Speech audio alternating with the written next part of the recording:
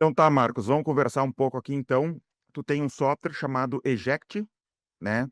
Que é um software, uma solução para vendas B2B para indústrias e distribuidoras. Vou mostrar um pouco o site primeiro, que daí a gente começa a conversar? Claro, sim. Deixa eu mostrar aqui então. Tá aparecendo? Tá. Então, quiser falar um pouco sobre o teu software, eu já fico mostrando aqui a tela. Perfeito. Nós somos somos uma força de vendas, né? Uma solução que integra e-commerce e B2B, CRM, automação comercial.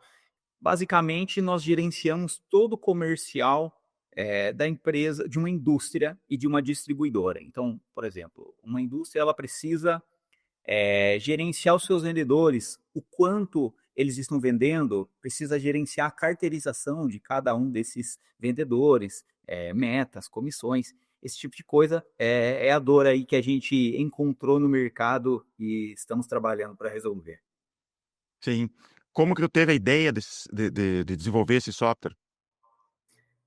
Eu até assistindo um vídeo seu antigo, já faz acho que mais de um ano, eu sei que você tem uma certa crítica sobre as plataformas de e-commerce. E Sim. eu tenho também a mesma crítica. A gente nasceu para ser uma plataforma de e-commerce B2C ali, uma plataforma comum, porém, isso em 2019. Porém, o mercado de plataformas, ela é muito bem atendida já no mercado, é difícil de competir, os preços já estão super baratos, então, assim, a E o gente tem churn é todo bem tempo. alto, né? Desse tipo de plataforma ali, o churn é bem alto, principalmente no início ali. Tu não sei se tu tem essa experiência. Exato. É um churn muito alto, você não retém, a gente sempre tinha uma briga muito constante com os gestores de tráfego.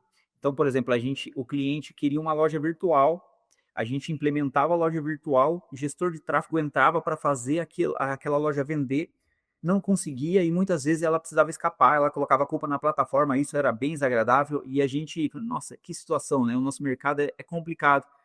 Aí, até que a gente apareceu uma oportunidade de, olha, vocês fazem B2B, o e-commerce B2B? Eu falei, fazemos, é só adaptar aqui, não precisa fazer pagamento, na verdade é muito mais fácil, não precisa Ah, de é? tanto marketing, é muito mais fácil. Basicamente, uma indústria precisa de uma plataforma para fazer pedidos. Ela não precisa de tantos recursos, uma dor que a gente tinha era front-end, então cada cliente precisava de um design, e isso numa época, hoje com o IA ficou muito mais fácil, mas naquela época você tinha que programar tudo em 2019 e dava bastante trabalho. E a gente implementou, a gente conseguiu fazer um bom dinheiro naquela venda, mas ainda não era um SaaS. A gente fez, entregou e deu para ele. É para esse cliente. E aquele cliente foi extremamente bem sucedido, coisa que a gente não via no B2C. B2C estava todo mundo ali perdendo para os marketplaces, enquanto no B2B o cara implementou e teve sucesso. Falei, caramba, olha só. E sem layout perfeito, um layout simples? Um layout super simples, super simples. É um projeto pequeno, inclusive, que a gente colocou lá. E aí apareceu, daquele cliente, apareceu outro também B2B, que é um cliente bem popular no Brasil, inclusive. E esse cliente nos contratou para colocar o mesmo sistema. A gente tinha um vendedor TOTS na época em comum entre as empresas. Ó, implementamos isso lá, vamos implementar aqui também. Implementou e funcionou muito bem, novamente. Aí eu pensei, falei, olha, aqui tem.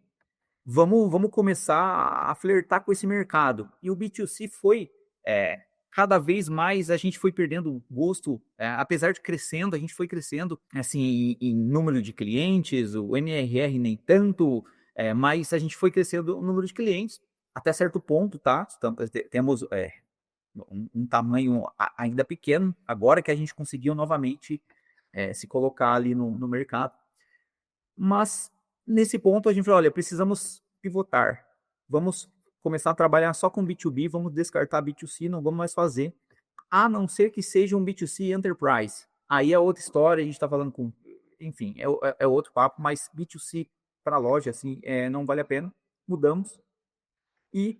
E a loja E aí, comum, para quem não sabe de e-commerce, a loja comum, eles imaginam que eles vão fazer um site, colocar na internet, pronto, vai ter um monte de pedidos que eles vão ficar ricos, né? Então, não é bem assim, eles precisam de um trabalho, de uma dedicação. E é meio decepcionante para o empresário que fez o e-commerce e, às vezes, até para o próprio cliente lá. Exatamente. No começo até a gente vendia um sonho, e a gente sentiu que esse sonho não era real, ele geralmente não se tornava realidade, a gente falou: "Olha, tem que vender só plataforma mesmo, não vamos vender nada, não dá para vender", a maioria dos clientes não tem sucesso no e-commerce e B2C, então, enfim, é o mercado, é o jogo, né. No B2B é o contrário, porque você já pega uma empresa que já está madura, o nosso cliente hoje, ela é uma indústria que fatura ali de 10 milhões no ano até 50 milhões, 100 milhões, então é uma empresa que não precisa do seu software para viver, é muito diferente do B2C. Então, isso fez com que a gente pivotasse. A gente estava no momento também, a gente pegava um pouco de todos os projetos, e a gente, 2024, a gente pivotou, falou: olha, de 2024 para frente a gente só vai ser força de vendas. E aí a gente vem escalando aí o produto até o momento. Tá, só para saber como é que funciona a plataforma. Tu tem uma indústria, eu tenho uma outra, não é uma indústria, né, uma empresa que vai comprar da tua indústria.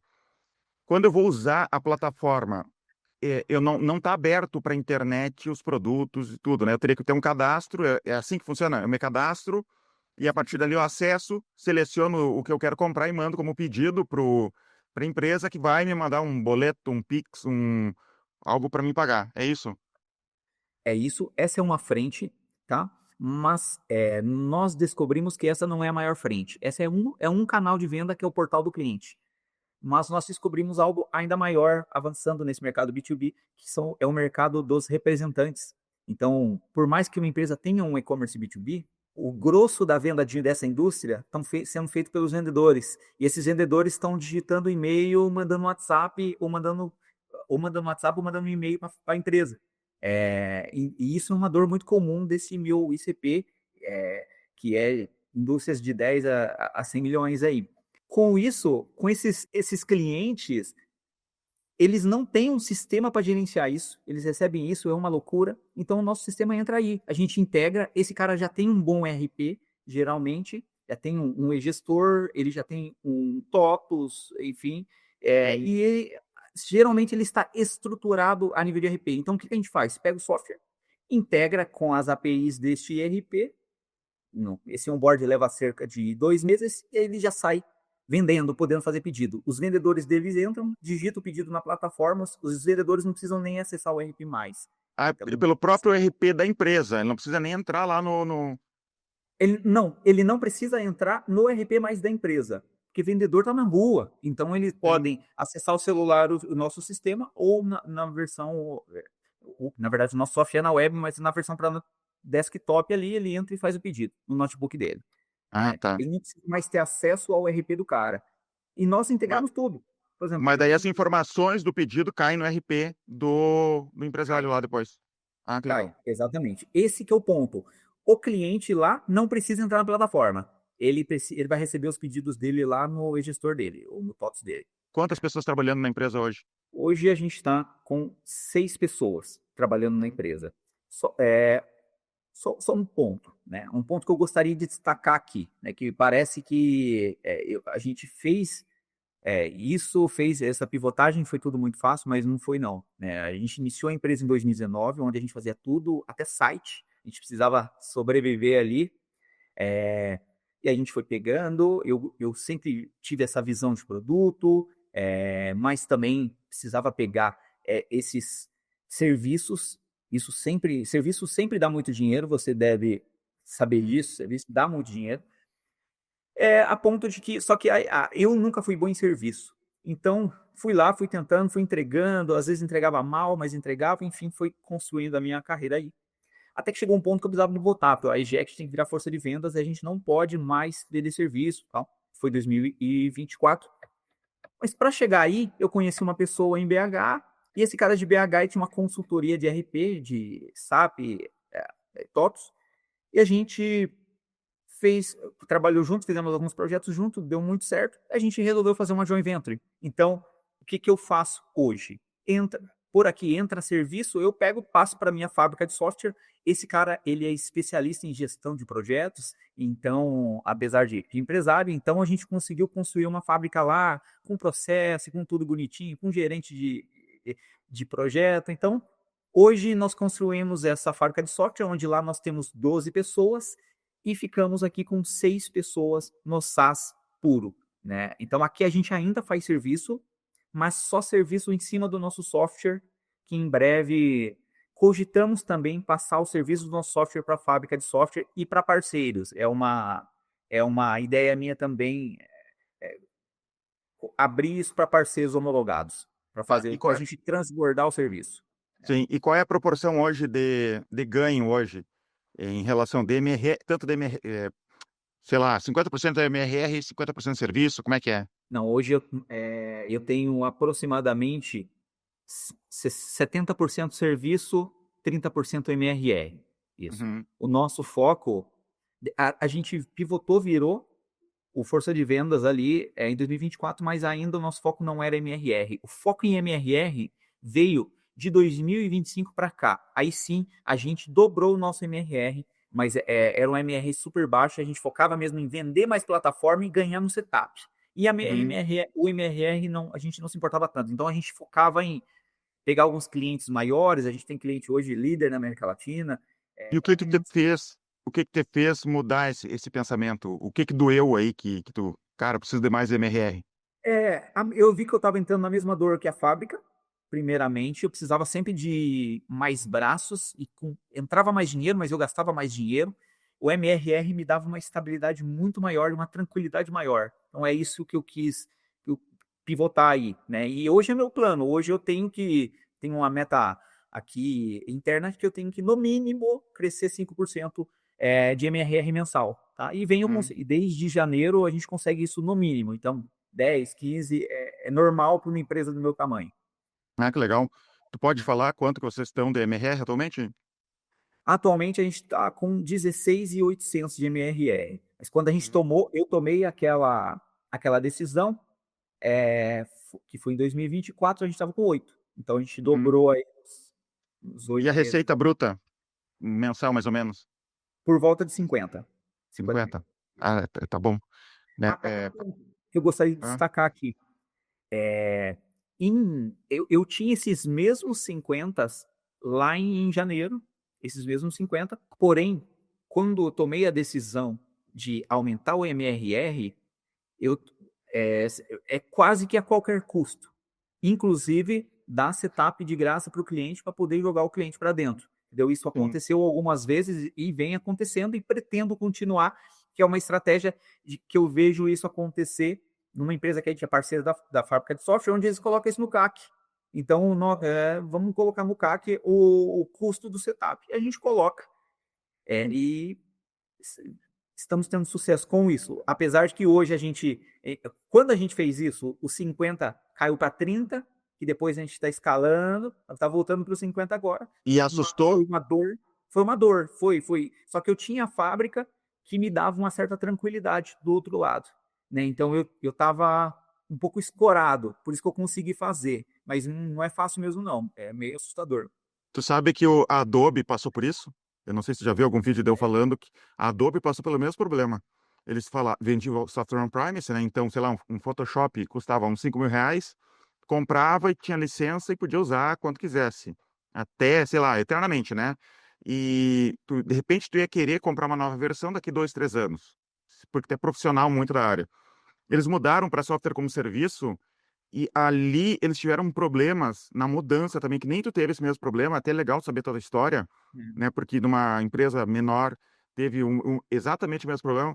Chegou a cair as ações da Adobe, porque o mercado não estava entendendo o que eles estavam fazendo, né? Mas aí depois ele, inclusive, chegou a cair tanto que deu aquele circuit breaker. Acho que é o circuit breaker, né, das ações lá para o cara da Nasdaq, ou sei lá, ligou para o CEO da empresa falando: quer que eu pare aqui as negociações? E ele: não para, porque a gente está fazendo certo, é só o mercado que não entendeu o que a gente está fazendo. Daí eles se recuperaram e cresceram muito depois, né? Porque o SaaS tem um fluxo de caixa diferente e as pessoas não entendem, é meio assustador ali na mudança mesmo. Mas a tranquilidade que o MRR traz vale a pena, né? O MRR te faz dormir muito mais tranquilo à noite, né? Sim. Você não ter leões ali para ter que matar todo mês né? É muito bom. Mas a gente não consegue ter tanta tranquilidade por conta de que a gente tem uma meta agressiva aqui, inclusive esse 5%, não considero nem agressivo, mas a gente tem que trabalhar para conseguir atingir ele, senão a gente não consegue, né? Então, a gente não descansa muito, não consegue descansar muito, sabe? E a gente tem um problema também, o nosso negócio em si tem um problema que é o tamanho potencial do mercado, né? Que o nosso mercado, o nosso ICP tem mais ou menos 10 mil indústrias do tamanho que Tu busca. precisam do nosso software. Então tem 10 mil. Então, se eu vender para 10%, que é um grande market share, eu vendi para 1.000, eu tenho 1.000 clientes, né? Então eu tenho um teto muito próximo. Então eu estou já pensando em estratégias para conseguir conseguir superar esse obstáculo, né? Tem um teto próximo aí. Uhum. Mas assim, estou muito feliz, estou com pouco concorrente, pouquíssimo, na verdade, ninguém estabilizado no meu mercado. Então é um negócio bem legal. Tá, uma pergunta sobre o teu software. A precificação, como que funciona? É por uso, por venda, por pedido, por usuário? Como é que funciona? A gente tem, a maioria dos nossos clientes entram num plano que é padrão, que ele custa R$ 900 por mês, que cabe até 30 usuários. Acima disso, sobe por usuário, né? E se ele for menorzinho, a gente não tem muito cliente menorzinho, ele compra só 3 usuários, que custa a R$ 49,90 cada um, né? Mas a grande maioria está ali entre os R$ 900 ou um pouco mais, ali, dependendo do tamanho da empresa.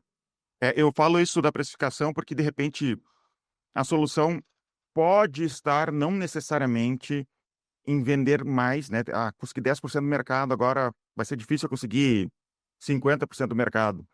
Mas, de repente, na estrutura de precificação pode ter algo ali que possa ser feito, por exemplo, o número de pedidos que são feitos lá dentro.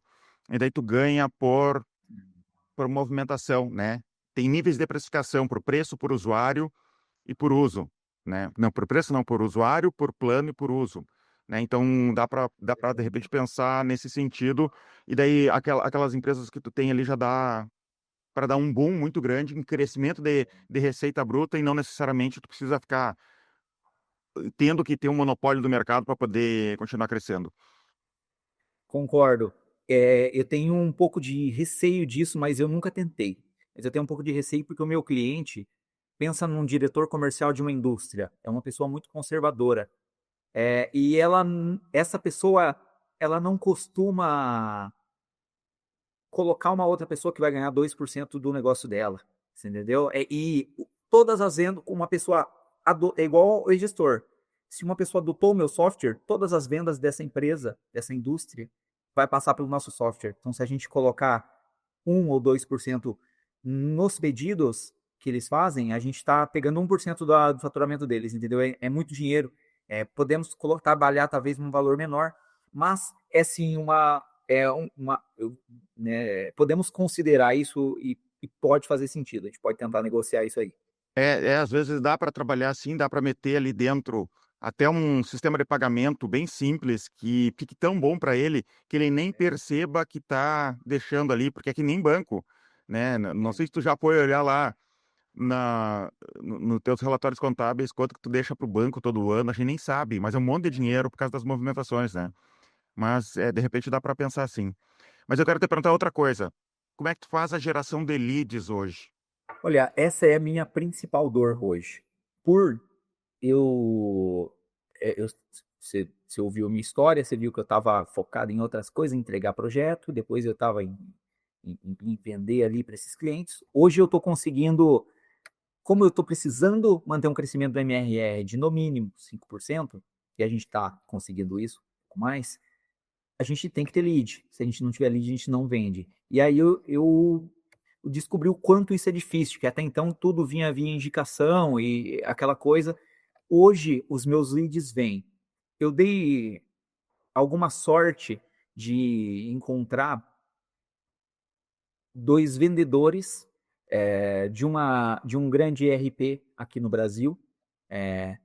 E esses vendedores acabam que sobra muito lead lá que é força de vendas. Então eles mandam para mim e eles ganham um percentual em cima. Então isso gera lead para mim qualificadíssimo e a minha fábrica de software também gera lead qualificado. Então hoje, só que a gente precisa, tá vindo de canal de representação, não tá vindo ainda interno de dentro da empresa. Hoje a gente está testando o outbound. Confesso que a gente gera lead, gera venda pelo outbound, mas não o suficiente como a gente precisava. Quanto tempo tu tá testando o Outbound? Ah, tá indo para 6 meses aproximadamente. Ah, não, tu Tá tá indo para testando seis. bastante tempo já. Porque É, normalmente o pessoal testa 1, 2 meses ali e... Porque é um canal que funciona, mas é um canal mais doído, né? Então as pessoas se assustam às vezes que demora para achar o discurso, começar a entender como é que tu vai conversar com o cliente, começar a dar resultado. Às vezes o pessoal contrata também só uma pessoa para fazer o outbound, e daí, o outbound não funciona, mas de repente às vezes é aquela pessoa, né? Ou aquela pessoa não pegou ritmo. Às vezes eu gosto de ter mais de uma pessoa no mesmo ali, porque uma concorre com a outra, né? Sei lá, umas 3 pessoas, se tiver capital para isso, porque daí tu aprende mais rápido, acelera o aprendizado. Mas eu sei que é caro, não é tão simples de fazer, né? é. E hoje a nossa dor, ela é bem específica. Eu sei exatamente onde está a nossa dor. Porque por sermos pequenos, eu ainda não confio, não delego a venda para ninguém. A venda sou eu quem faz. Então, e aí eu consigo vender muito bem. Primeiro que eu sou o fundador, eu vou fazer o que eu conseguir para colocar aquele cliente para dentro, o que couber ali no, no momento. Só que a gente tem uma dor de gerar essas oportunidades. Como eu disse, o nosso ICP, o comprador do nosso software, ele é muito conservador. Então, a gente está tentando ir por LinkedIn e e-mail, mas o retorno ele é muito trabalhoso, entendeu? Depois que o cliente falou assim, ó, quero te ouvir, aí a gente tem uma alta taxa de conversão, altíssima, Sim. inclusive acima da média, porque sou eu o dono que estou vendendo. É muito mais fácil. Eu consigo fazer o que eu quiser para poder fazer a venda. Mas para gerar essa oportunidade que está super difícil. E aí eu venho olhando e falo, cara, eu preciso focar no SEO, né, no inbound, um pouco mais, porque eu tenho um advisor hoje, tá? Sou bootstrap total, mas tenho um advisor, e a gente estava falando sobre isso. Eu venho flertando com o SEO, eu preciso. Blog? Até blog, talvez comprar alguns backlinks ali, comprar no sentido não pejorativo, realmente ir em Sim, eu lugares sei como sérios. funciona. A gente faz aqui bastante SEO também, eu entendo isso. É, e aí, essa semana passada, estávamos aqui trabalhando tranquilo, chegou um e-mail de um lead que veio do site, um lead super quente, o cara de uma empresa do nosso ICP e tal, falando com eles, perguntamos onde ele nos conheceu, e ele falou: olha, o chat GPT te recomendou. Eu falei, Ah, que eu legal. fiz uma cara de. Legal, isso acontece mesmo, né? Mas fiquei muito surpreso e falei, cara, talvez o SEO realmente eu devo focar aí, né? Então tô pensando nisso, né? Tá, deixa eu te perguntar uma coisa, Marcos. Faz de conta que eu teria como te gerar hoje 10 oportunidades por dia, tá? Aquelas boas ali que tu consegue converter a maioria. Existe algum gargalo aí hoje dentro da tua empresa para esse atendimento? Olha, se você me falasse, você fala 10 leads por dia. 10 leads razoavelmente bons por dia. Isso teria algum gargalo dentro da tua empresa? Muito provavelmente teria, porque a gente tem um problema de integração.